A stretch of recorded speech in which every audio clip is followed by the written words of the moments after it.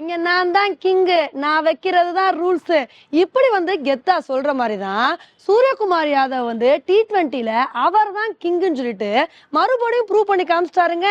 இன்னைக்கு நம்ம வீடியோல இந்த விஷயத்த பத்தி தான் பார்க்க போறோம்.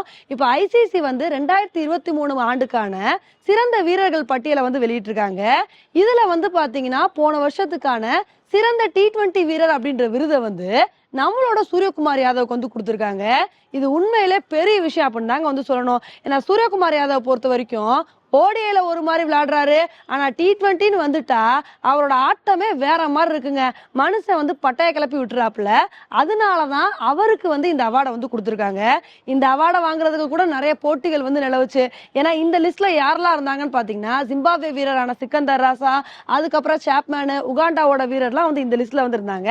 அதுக்கப்புறம் ஐசிசி பாத்தீங்கன்னா வாக்கெடுப்பு நடத்தி சூரியகுமார் யாதவுக்கு இந்த விருதை கொடுத்திருக்காங்க. இது மூலமா என்ன தெரியுது? T20னாலே பெஸ்ட் கிங்னா அது சூரியகுமார் யாதவ் தான் அப்படின்னு தெரியுதுங்க. ஏன்னா இவர் 2023க்கான விருதை மட்டும் வாங்கல, 2022லயும் சிறந்த T20 வீரர் அப்படின்ற விருதை சூரியகுமார் யாதவ் தான் வாங்கியிருக்காரு. அந்த அளவுக்கு மனுஷன் T20ல பட்டைய கலப்புறாருங்க. இதை பார்த்துட்டு தான் இப்ப கிரிக்கெட் ரசிகர்கள் என்ன சொல்றாங்கன்னா, எப்ப உங்களுக்கு தகுந்தாப்புல T20 வேர்ல்டு கப்பும் கிட்ட நெருங்கிருச்சு, அதனால இப்ப எப்படி நல்ல பெர்ஃபார்மன்ஸ் கொடுக்குறீங்களோ அதே மாதிரி வேர்ல்டு கப்ல எப்படியாவது நல்ல பெர்ஃபார்மன்ஸ் கொடுத்து எப்படியாவது கப்பை தட்டி தூக்கிடணும், இதுதான் நாங்க வர்ற ஆசை அப்படின்னு சொல்லிட்டு இந்த மாதிரி கருத்துக்களை பதிவு பண்ணிட்டு வந்துட்டு இருக்காங்க. அதுக்கு தகுந்தாப்புல சூரியகுமார் யாதவ் நல்ல பெர்ஃபார்மன்ஸ் தான் கொடுக்குறாரு. ஏன்னா ஓடிஐ வேர்ல்டு கப் முடிஞ்ச கையோட ஆஸ்திரேலியா கூட T20 சீரிஸ் நம்ம விளையாண்டோம். அதுல சூரியகுமார் யாதவ் தான் கேப்டனா கிளம்பிறங்கினாரு. அப்ப கூட ஒரு சில பேர் என்ன சொல்றாங்கன்னா, எப்ப சூரியகுமார் யாதவ் நல்லா விளையாண்டுட்டு இருக்காரு, இப்படி இருக்கும்போது இவரை போய் கேப்டனா போடுறீங்களே அப்படின்னு கேட்டாங்க.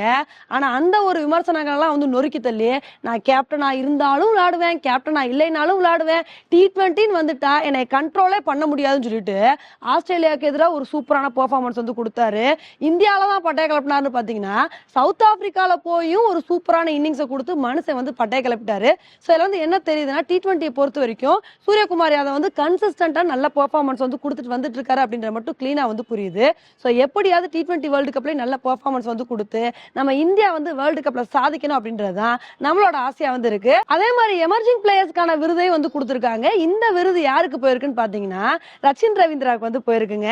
இதுல நமக்கு ஒரு சில வருத்தங்கள் இருந்தாலுமே கூட ரச்சின் ரவீந்திரா ஒரு ஆப்டான பர்சன் அப்படின்னு தாங்க சொல்லணும். ஏன்னா இந்த எமர்ஜிங் பிளேயர்ஸ்க்கான லிஸ்ட்ல யாரெல்லாம் இருந்தாங்கன்னு பாத்தீங்கன்னா எஸ்எஸ்வி ஜெய்ஸ்வால், மதுசங்கா, அதுக்கப்புறம் ரச்சின் ரவீந்திரா இருந்திருக்காரு.